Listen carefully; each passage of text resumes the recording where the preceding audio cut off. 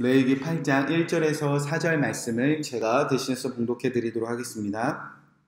여호와께서 모세에게 말씀하여 이르시되 너는 아론과 그의 아들들과 함께 그 의복과 관유와 속죄제의 수송아지와 순양 2마리와 무교병 1광주리를 가지고 온 회중을 회막문에 모으라. 모세가 여호와께서 자기에게 명령하신 대로 하매 회중이 회막문에 모인지라. 아멘. 하나님의 말씀입니다.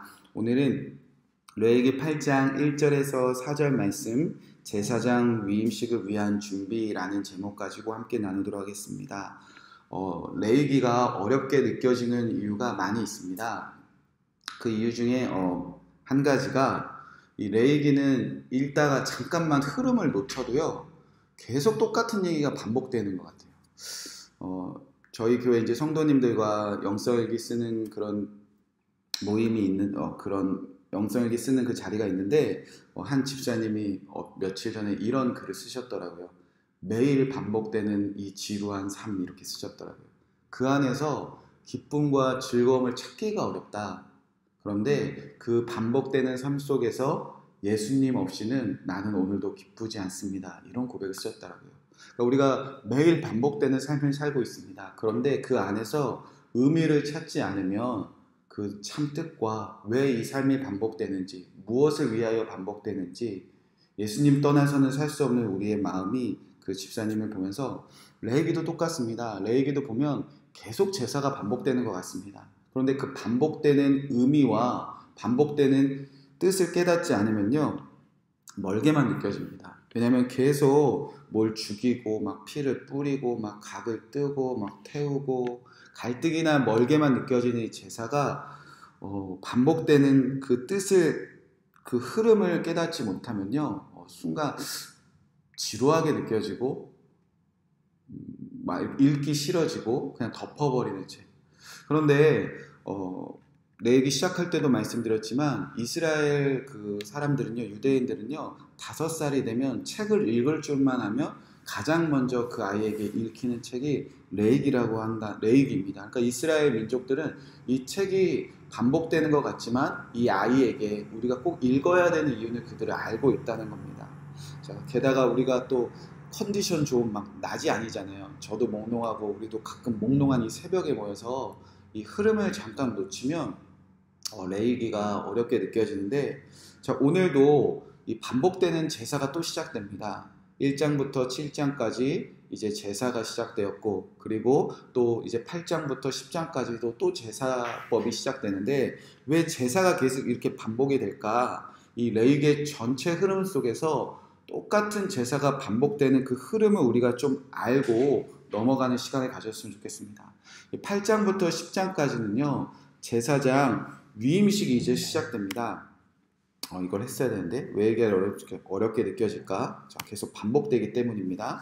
자, 그런데 이 반복되는 레위기 속에서 이제 의미를 좀 찾아가자는 겁니다. 흐름을 좀 알아가자는 겁니다. 하나님께 제사를 드리기 위한 3가지 요소가 필요한데요. 찍으셨나요? 네. 네. 자, 하나님께 제사를 드리기 위해서 필요한 3가지가 있습니다. 자, 첫 번째는 성막이 필요합니다. 지금 이 레위기를 읽을 때 성막이 완성되었나요? 완성 안 되었나요? 완성되었죠. 그러니까 출애굽기를 통해서 이제 하나님께 제사를 드리기 위한 성막은 이제 완성되었습니다. 그리고 우리가 1장부터 7장까지 무엇이 완성됐냐면 이제 제사법이 완성되었습니다. 예배자의 입장에서 하나님께 제사는 이렇게 드리는 거야. 그리고 제사장은 그 제사를 이렇게 섬기는 거야. 이제 제사법이 완성되었습니다. 자, 이제 한 가지가 더 필요한데 성막, 그래서 하나님이 임하셨고 하나님께 예배할 이제 백성들까지 이제 서서 그 어떻게 하나님을 만나야 되는 제사법도 다 배웠다는 겁니다. 이제 누가 필요한가? 자, 제사장이 필요한다는 겁니다. 그래서 이제 8장부터 10장까지는 무엇을 말씀하시는가? 바로 제사장 위임식을 말씀하신다는 겁니다.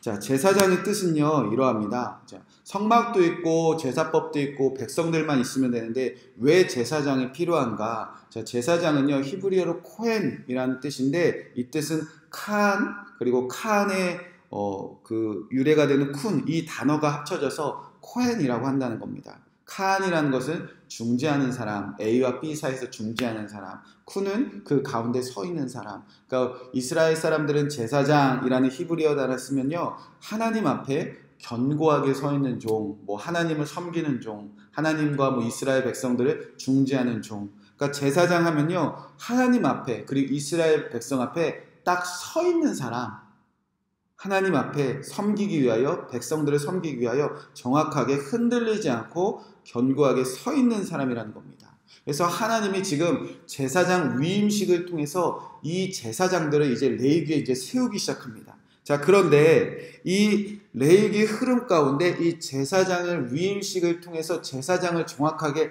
어디에 세우는가? 자, 이것을 좀 우리가 생각하고 레위기를 보면요, 레위기가 좀 흔들리지가 않습니다. 자, 레위기 흐름 가운데 제사장을 이제 어디에 세우시는가? 자, 레위기는 이렇게 전반부와 후반부, 그리고 그 중심이 있고요, 그리고 결론, 이렇게 네 가지 부류로 나눕니다. 자, 레위기 전반부는 글자가 보이실지 모르겠지만 정결함을 말하고요, 중심에는 대속죄일이 있습니다. 그리고 후반부는 거룩한 삶, 그리고 결론으로 나눠진다는 겁니다. 자, 이 레위기의 중심이 되는 이 대속죄일을 중심으로 이 전반부에는 정결하기 위해서 이제 제사법이 반복되고 있다는 겁니다. 그래서 우리가 1장부터 7장까지는 누구든지 하나님 앞에서 깨끗해지려면, 정결해진다면 번제, 소제, 화목제, 속죄제, 속건제를 통해서 거룩해질 거야. 그리고 제사장을 이렇게 섬겨라. 그렇게 시작을 하고요. 그리고 11장, 15장을 보시면 이제 깨끗해졌으니까, 여러분도 자녀를 깨끗하게 옷 입혀 보냈으면 이제 더러운 거 만지지 말라고 하잖아요. 그래서 이 개인이 한 사람이 이 세상에서 이제 깨끗해졌으니까 이거 만지면 더러워져. 이거는 괜찮아. 이렇게 먹는 것과 뭐 입는 거, 뭐 만져야 되지 않는 거에서 정결과 부정을 나눕니다. 그래서 전반부를 정결함을 말하기 위해서 제사법과 정결과 부정을 말하는데, 그 8장, 10장, 우리가 읽고 있는 그 중심이 되는 이 정결함에도 중심이 있는데요. 그 정결함의 중심에 지금 누구를 세우시냐? 제사장을 세운다는 겁니다. 자, 이게 어떤 의미냐면요. 자, 전반부에 이스라엘 백성들을 흠없이 깨끗하게 만드는 그 정결함의 중심에 지금 견고하게 누구를 세우기 원하시는가? 바로 제사장을 세우기 원하신다는 겁니다.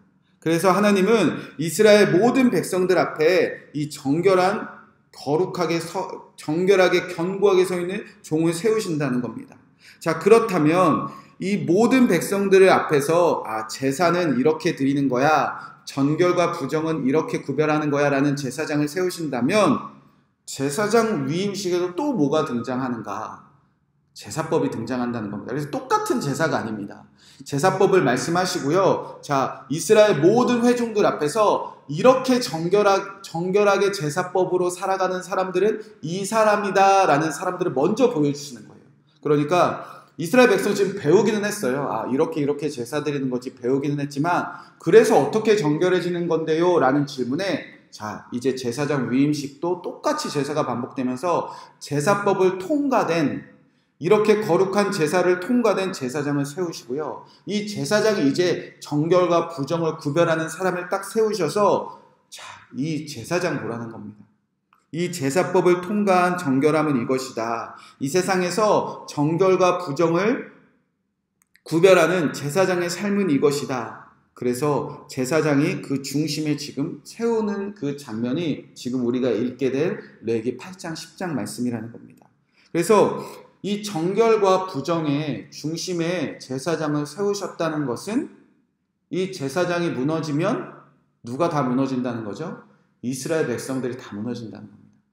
온 회중을 지금 다 모여서 제사를 시작하는데, 제사장을 위한 제사가 시작되는데, 이 정결해진 제사장이 온 회중들 앞에서 무너지면 이스라엘 온 회중의 정결도 부정도 다 무너진다는 겁니다. 왜? 정결이 무엇인지 부정이 무엇인지 배울 사람이 없으니까. 목회자 한 명이 뭐라고요? 교회에서 목사 한 명이 뭐라고요? 그 목사가 무너지면 교회가 왜 이렇게 시끄러울까? 성도님 한 명 무너지면 왜 이렇게 교회가 파장이 클까? 내가 알지도 못하는 아무개 교회 그 목사님이 무너지면 왜 한국 교회가 이렇게 다 흔들릴까? 이 나라 안에서 교회가 뭐라고? 그리스도인들이 뭐라고 어떤 죄나 범죄가 드러나면 부정한 것이 드러나면 왜 이토록 세상은 뉴스거리가 되며 조롱거리가 되며 비난을 할까? 하나님은 그렇게 제사장을 세우셨다는 겁니다. 온 세상 사람들이 이 제사장, 예수님을 믿는 그 사람들을 통해서 깨끗하고 부정한 것, 죄와 죄가 아닌 것, 부정한 것과 거룩한 것을 구별하는 사람으로 그리스도인들을 세우셨기 때문에 이 사람들이 무너졌을 때 이 세상은 그렇게 조롱하고 비난한다는 겁니다.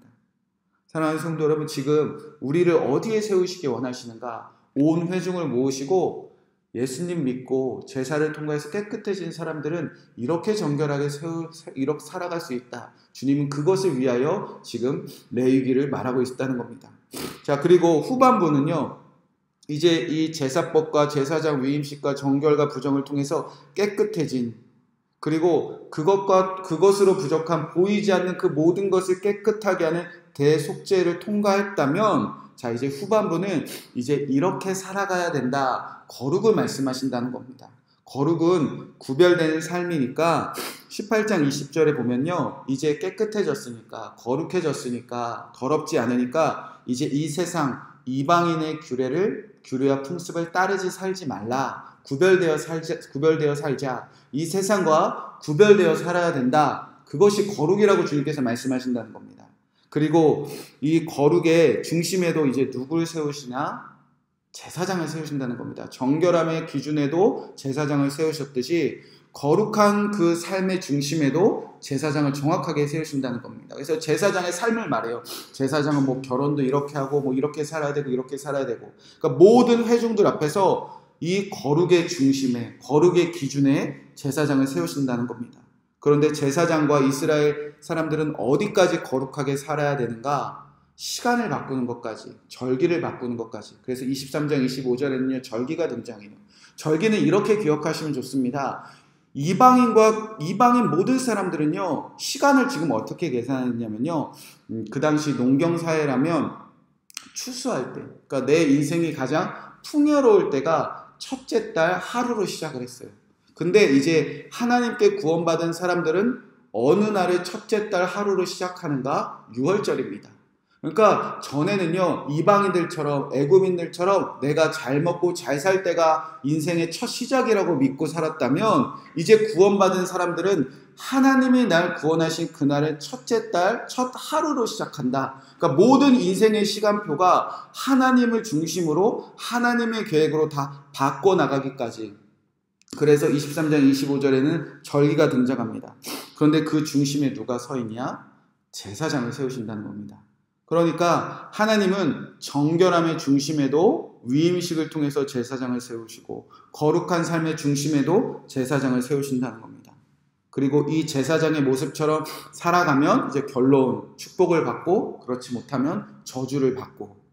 자, 그래서 온 백성이 제사장을 보면 저렇게 정결해질 수 있구나. 온 백성이 제사장의 삶을 보면 저렇게 거룩하게 살아야 되는구나. 그래서 오늘 하나님은 성막도 있고 제사법도 있는데 위임식을 통해서 지금 누구를 세우시는가? 제사장을 세우신다는 겁니다.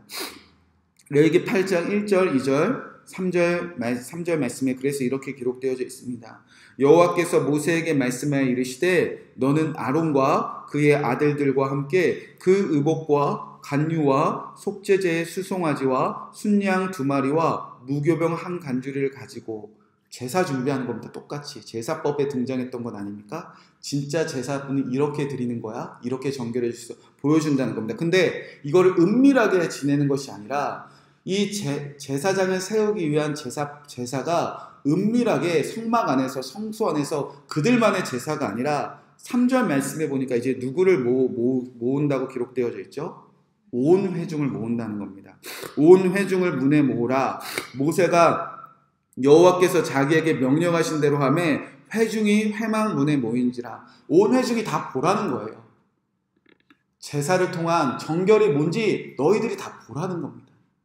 그리고 제사장처럼 이스라엘 온 회중도 그 중심에 서 있는 제사장을 통해서 이제 똑같은 제사를 통해서 정결로 나아가라. 그런 마음으로 이제 제사가 반복되는 것이 1장, 7장 계속 똑같은 제사가 아닙니다. 하나님은 분명히 반복하고 있지만 의미는 전혀 다르게 말씀하고 계시다는 겁니다. 정결함의 중심에 서야 될 그 제사장의 준비가 시작됩니다. 거룩한 옷과 그에게 기름 부을 관유와 희생 제사에 필요한 수송아지와 그리고 순양 2마리가 등장하고 소재를 위한 무교병들이 등장하고 있는 겁니다. 그리고 자 보자 어떻게 내가 깨끗하게 하는지. 그렇게 모든 사람들이 보는 앞에서 이제 우리가 배운 제사를 통해서 제사장을 정결하게 하신다는 겁니다. 사랑하는 성도 여러분, 레위기의 흐름 가운데 제사장을 주님께서 이렇게 견고하게 세우시고 계신다는 겁니다. 정결함과 거룩한 삶. 자, 그럼 우리도 똑같습니다. 예수님 믿고 우리가 왕같은 제사장이 되었다면 지금 온 회중들이 여러분을 바라보고 있습니다. 가족들이 여러분을 바라보고 있고요. 교회 성도들이 여러분을 바라보고 있고요. 이웃들이 여러분을 바라보고 있고요. 온 나라가 성도들이 모인 교회들을 바라보고 있다는 겁니다. 그들의 정결함의 기준이 바로 여러분이에요. 거룩한 삶의 기준이 바로 여러분 댁에 주님께서 예수님을 통해서 견고하게 세우셨다는 겁니다. 그러니까 내가 무너지면요, 우리 가정의 정결함과 교회의 정결함이 무너지는 거예요. 이 성도들이 무너지면요, 성도들의 삶이 무너지면요, 거룩한 삶이 무엇인지, 이 세상과 어떻게 다르게 사는 거죠? 그리스도인들이 이 세상과 왜 다르게 살아야 되죠? 어떻게 다르게 살아야 되죠? 그것을 보여줄 수 있는 기준이 무너지는 겁니다. 사랑하는 성도 여러분, 저와 여러분이 이 제사장의 위임식을 통해서 제사장을 어떻게 정결하게 세우시는지, 어떤 준비가 필요한지 다음 주를 통해서 우리가 배워나가도록 하겠습니다. 그리고 여러분이 어떠한 삶으로 주님께서 어떤 자리에 지금 세우셨는지 깨닫는 우리 제사장 위임식을 하루하루 읽어나가도록 하겠습니다. 오늘은 이 제사장 위임식에 주님께서 어디에 세우셨는지 그 뜻을 헤아리면서 우리가 함께 기도하도록 하겠습니다. 첫 번째로는 이스라엘 온 백성의 정결함의 중심에 제사장을 세우셨듯이 주여 나를 이 땅에 정결함의 중심에 세워주시옵소서. 예수님 믿고 얼마나 깨끗하게 살 수 있는지, 예수님 믿으면 얼마나 죄에서 멀어질 수 있는지, 나를 우리 가정의, 교회의, 이 나라의 열방 가운데 정결함의 기준으로 세워주시옵소서. 그렇게 기도하시기 바랍니다.